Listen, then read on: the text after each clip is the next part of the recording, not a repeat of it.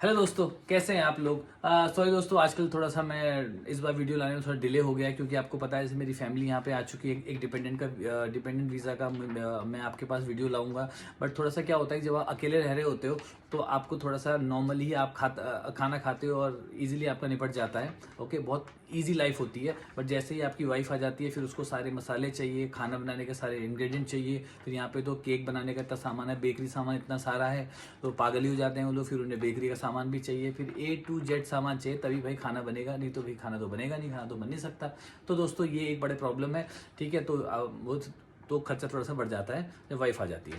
Okay, तो दोस्तों मैं कुछ क्वेश्चंस लाया हूँ आपके लिए। तो जो भी बट वही सेम डिस्क्लेमर, जो भी मैं आपको बताता हूँ इस completely based on my own personal experience. जितना भी मैं लोगों से पढ़ रहा हूँ, बात कर रहा हूँ, और किसी भी चीज़ में आगे बढ़ने से पहले अपने ट्रस्टेड रिसोर्सेज, ऑफिशियल वेबसाइट्स और अपने वीज़ा कंसल्टेंट से पक्का कंसल्ट करें। किसी पे भी ब्लाइंड ट्रस्ट ना करें।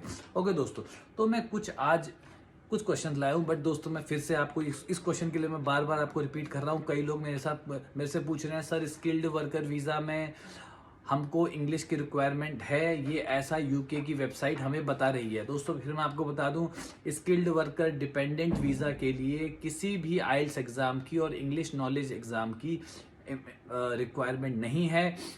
बस आपको सही पेज से जाना है, और सही पेज का जाने का तरीका सिर्फ एक ही है। गूगल पे टाइप करें स्किल्ड वर्कर वीज़ा यूके। आपको जो यूके गवर्नमेंट की जो ऑफिशियल वेबसाइट है वहाँ से आप जाएं। उसमें थोड़ा सा स्क्रॉल करेंगे तो 5-7 जो लाइन के बाद आपको मिलेगा योर पार्टनर एंड चिल्ड्रन। उस पर क्लिक करेंगे, उस पर क्लिक करके वो नीचे जाएगा और वहाँ से आप अप्लाई करें, और वहीं से आप अप्लाई करेंगे तो आपको जो प्रॉपर स्किल्ड वर्कर डिपेंडेंट का जो पेज है, जहाँ पे स्पॉन्सर की डिटेल्स, आपके जो मेन एप्लीकेंट स्किल्ड वर्कर है उसकी डिटेल्स वो मांगेंगे। और फिर आप वहाँ से आपको इंग्लिश की रिक्वायरमेंट नहीं होगी। तो वो जो दूसरा पेज है ना, जो शायद वो उन लोगों के लिए जो स्किल्ड वर्कर नहीं है, तो शायद उनको दिखाना पड़ता है, मुझे उसका ज़्यादा आइडिया नहीं है। बट इसी पेज से जाएं दोस्तों, स्किल्ड वर्कर के थ्रू, तभी आपको वो पेज मिलेगा। ओके, ये पक्का ध्यान रखें। दूसरी चीज़ है कि दोस्तों फीस का भी एक मैं बता दूं आपको, जो डिपेंडेंट्स की फीस होती है वो ऑलमोस्ट और शायद वो कंप्लीटली सेम होती है जो मेन एप्लीकेंट की फीस होती है। जो मेन एप्लीकेंट की वीज़ा फीस होती है, जो मेन एप्लीकेंट की IHS फीस होती है, वही फीस डिपेंडेंट के लिए भी एप्लीकेबल है। चाइल्ड वाले केस में थोड़ा सा कम होता है। ओके, थोड़ा सा IHS फीस थोड़ी कम होती है, but otherwise visa fees entirely same होती है जो आपकी मेन एप्लीकेंट की होती है। ये पक्का ध्यान रखें दोस्तों। ओके, दूसरा क्वेश्चन है दोस्तों, एक फ्रॉड और आ चुका है। मैं अभी बात कर रहा था तो एक बंदे को जॉब मिली लंदन हॉस्पिटल से, जिसको स्टोर कीपर की उसको जॉब मिली। पूरा फॉर्म वहाँ से आया, सब कुछ भरने को आया, इसने रिप्लाई किया, वहाँ से ऑफर लेटर भी आ गया। COS जैसी कोई चीज़ नहीं है वहाँ पे, ये पक्का ध्यान रखना। ठीक है, तो सब कुछ वो लेटर वहाँ से आया, और फिर फाइनली उन्होंने कहा कि आपका वीज़ा एक्सेप्ट हो चुका है और आपको पेमेंट करनी है SBI के अकाउंट में लाखन को। तो दोस्तों आप समझ लो यूके वीज़ा का अप्लाई कर रहे हो, पेमेंट कर रहे हो लाखन को। तो दोस्तों ये फ्रॉड है, इस फ्रॉड के चक्कर में ना पड़े, बहुत चल रहे हैं। तो मेरी आपसे रिक्वेस्ट है, कुछ भी कन्फ्यूजन होता है पक्का मुझसे पूछिए, फ्रॉड लिख के मुझे बताइए, मैं पक्का उसको मैं बहुत प्रायोरिटी पे देखूंगा। और यही मेरी ज़्यादा आपसे जो रिक्वेस्ट है, इससे बचे। ओके, ये VFS का दोस्तों मैं कई बार क्लियर कर चुका हूँ। VFS का लोगों ने हवा बना रखा है। देखो VFS कुछ नहीं है, बस वो एक ऐसा एजेंट है जो आपका डॉक्यूमेंट यहाँ से वहाँ पहुँचा रहा है। दैट्स इट दोस्तों, आपको ओरिजिनल्स ले जाने की ज़रूरत नहीं है, ना कि वो कभी आपको बताएंगे। अगर आपने डॉक्यूमेंट ऑनलाइन अपलोड किए हैं तो VFS में आपको कोई भी डॉक्यूमेंट लेके जाने की ज़रूरत नहीं है। केवल अपना पासपोर्ट ले जाइए, डॉक्यूमेंट्स आपको अपलोड होंगे। अब ये आपको कैसे पता चलेगा कि डॉक्यूमेंट आपने अपलोड कर रखे नहीं कर रखे? जो भी आपकी अपॉइंटमेंट स्लिप होती है, जब भी आप डाउनलोड करते हो, और अगर आप लेटेस्ट अपॉइंटमेंट स्लिप डाउनलोड करोगे तो आपको हमेशा जो आपके अपलोडेड डॉक्यूमेंट्स हैं वो आपको अपनी अपॉइंटमेंट स्लिप पे पक्का मिलेंगे कि आपने कौन कौन से डॉक्यूमेंट अपलोड किए हैं। तो दोस्तों अगर आप डॉक्यूमेंट्स अपलोड किए हैं तो ये बहुत बढ़िया है। आपको VFS में कोई भी ओरिजिनल डॉक्यूमेंट लेके जाने की जरूरत नहीं है। हो सके तो एक आध कॉपी ले जाओ, बट अगेन मैं आपको फिर बता रहा हूँ, ना तो वो आपको बताने वाले हैं कि ये डॉक्यूमेंट नहीं है, ना तो वो आपको सजेस्ट करने वाले हैं। अल्टरनेटिवली वो अगर आप डॉक्यूमेंट अपलोड नहीं करते हो तो वहाँ की एक स्कैनिंग सर्विस है जो आप ले सकते हो, जो पेड है दोस्तों, बिना बात के पैसे मतलब पैसे की बर्बादी है। इसलिए मैं आपको फिर से समझा रहा हूँ, डॉक्यूमेंट्स अगर अपलोड है तो VFS में कुछ भी आपको ओरिजिनल लेके जाने की जरूरत नहीं है। ओके, तो ये सेफर साइड आप रखिए, ना कि वो ना वो आपको बताएंगे कभी कि क्या डॉक्यूमेंट चाहिए। ओके, तो VFS कुछ नहीं है, और इसे VFS इंटरव्यू नहीं कहते हैं, इसे सिर्फ अपॉइंटमेंट कहते हैं, जहाँ पे आपका बायोमेट्रिक होगा, पासपोर्ट सबमिट होगा, and that's it bro. Okay, तो इतना पक्का ध्यान रखना।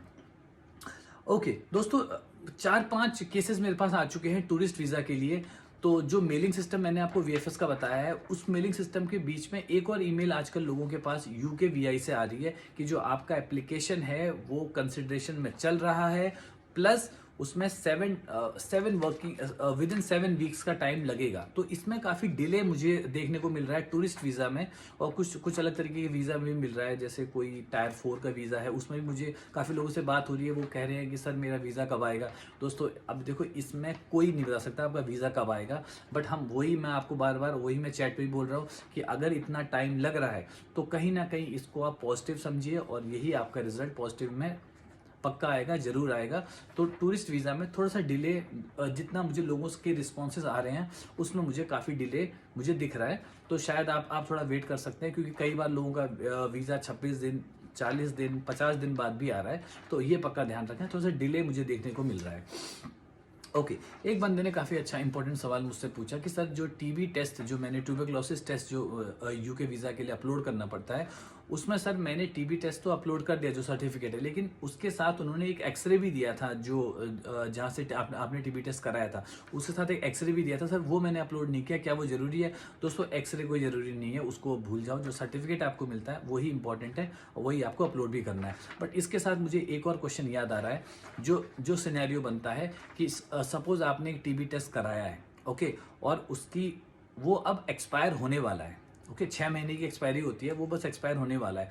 बट जब आप एप्लीकेशन फॉर्म भर रहे हैं, वीज़ा एप्लीकेशन फॉर्म अपना भर रहे हैं, उस टाइम तक और आपने पेमेंट करने तक, उस टाइम तक वो आपका जो TB टेस्ट का जो सर्टिफिकेट है वो वैलिड होना चाहिए उस पॉइंट तक। उसके बाद वो वैलिड ना भी रहे तो भी चलेगा, बट जब आप एप्लीकेशन फॉर्म सबमिट कर रहे हैं, जब अपनी फीस आप फाइनल सबमिट कर रहे हैं बायोमेट्रिक अपॉइंटमेंट से पहले, तब तक वो आपका TB टेस्ट वैलिड होना चाहिए, उसके बाद चलेगा वो। ओके, तो चल जाएगा, तो उस टाइम तक वो वैलिड होना चाहिए, और बाकी आगे का फिर उतना मैंडेटरी नहीं है, बट जब आप एप्लीकेशन फॉर्म भर रहे हैं तब तक TB टेस्ट आपका मैंडेटरी वैलिड होना चाहिए।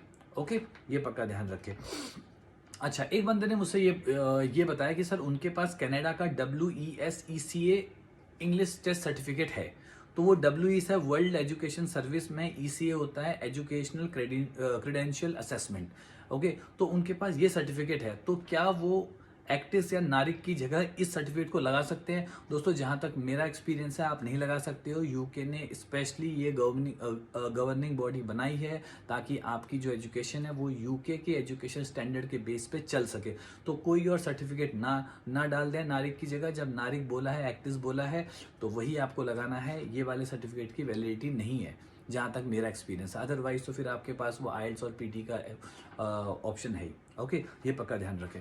अच्छा, और दोस्तों एक मेरी फ्रेंड है, मतलब फ्रेंड क्या है, जो इंस्टाग्राम से जो फॉलोअर है, उनको अभी रिसेंटली मुझे बताया है कि उनका वीज़ा लग गया है। उन्होंने ये पूछा, सर ये VNet स्टिकर जो मुझे वीज़ा में मिला है, मैं अब UK में एंट्री कर चुकी हूँ, तो अब क्या रोल है? तो दोस्तों ऐसा है कि जैसे ही आप UK में एंटर करते हैं, ओके, आप विद इन 10 डेज आप अपना BRP कलेक्ट करें अपने पोस्ट ऑफिस से। ओके, अब BRP का मैंने पहले ही बताया हुआ है, और जैसे अभी मेरी एक से बात हुई है, उसने 3 दिन में BRP कलेक्ट कर लिया, UK आते ही 2 दिन के अंदर उसने BRP कलेक्ट कर लिया। मैंने भी 5 दिन के अंदर BRP कलेक्ट कर लिया, अपनी वाइफ का और अपने बच्चे का मुझे मिल गया है। तो विद इन 10 डेज आप अपना BRP कलेक्ट कर लें। ओके, उसके बाद आपके VNet स्टिकर की कोई वैलिडिटी नहीं है, कुछ नहीं है, उसको भूल जाओ। अब जो भी रोल प्ले करेगा वो आपका BRP प्ले करेगा। अगर आपको UK से इन एंड आउट करना है तो वो आपका BRP ही आपका रोल प्ले करेगा। तो ये पक्का ध्यान रखें, VNet स्टिकर की कोई ऐसी वैलिडिटी नहीं है दोस्तों, ये पक्का ध्यान रखें। और बाकी मैं उन लोगों को बहुत बधाई देना चाहता हूं जिन लोगों का वीज़ा अब लगा है, लगातार मुझे बताते हैं और थैंक यू भी बोलते हैं। दोस्तों अगर आपको कुछ भी कन्फ्यूजन हो रहा है तो पक्का मुझे बताएं, इंस्टाग्राम पे पिंग करें। मतलब काफ़ी अच्छा लगता है आप लोगों से बात करके। और बाकी इस वीडियो को लाइक करें, सब्सक्राइब करें, और शेयर करें, और जो भी लोग, जिन लोगों को भी हेल्प चाहिए उनको प्रॉपर वो हेल्प मिले, ताकि वो किसी फ्रॉड में ना फंसे, किसी कंफ्यूजन में ना हो, किसी डर में ना हो। और ये सब चीज़ें, यही हमारा ऑब्जेक्टिव है दोस्तों। थैंक यू वेरी मच, मिलते हैं नेक्स्ट वीडियो पे।